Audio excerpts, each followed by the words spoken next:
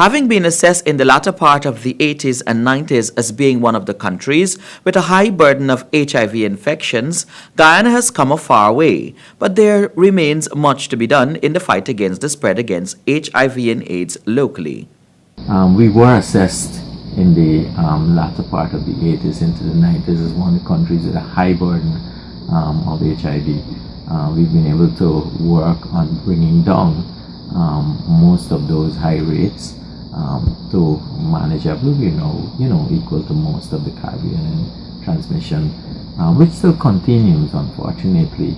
Dr. SHamdeo Persaud, Chief Medical Officer, during an exclusive interview on Guyana's present HIV/AIDS reality, Dr. Persaud says Guyana's HIV/AIDS program, run by the Public Health Ministry for more than 20 years, is one of the most significant.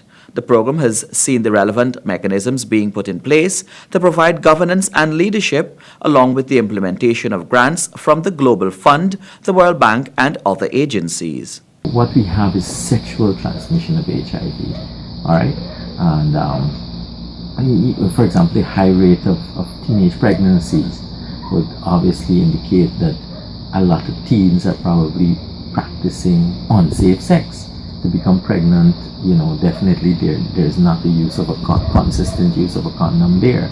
That's the only way they'll get pregnant. So that's a proxy in the sense that maybe a lot of persons are practicing unsafe sex, and through that infections can occur.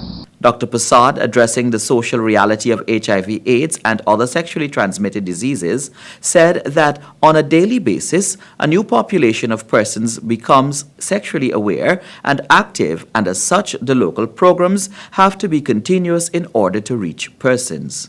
What has happened with the epidemic here, it has sort of concentrated in particular groups in key populations, with high risk.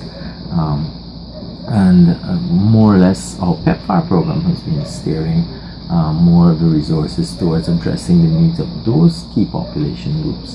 These are like commercial sex workers, men who have sex with men, vulnerable population, transient sex workers. There are people who, recreational people, visitors, travelers, people in the mining and logging communities and so on. There are several groups that are now well defined as key population. People who have limited access to information or access to service, for example, those would be a key population too.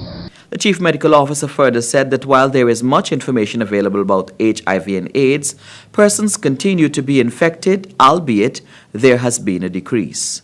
We used to see just above 1,000. We have reduced to less than 1,000 new cases per year, about 700 to 800 per year. But what has been worrying is that some groups we have not seen the decrease. According to the Chief Medical Officer, Dr. SHamdeo Persaud, Guyana is at the point of total elimination of mother-to-child transmission of HIV.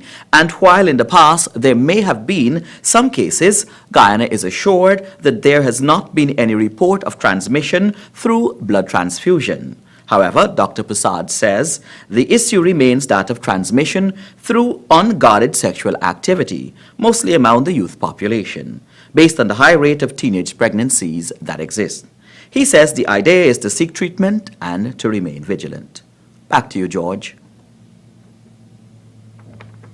Done?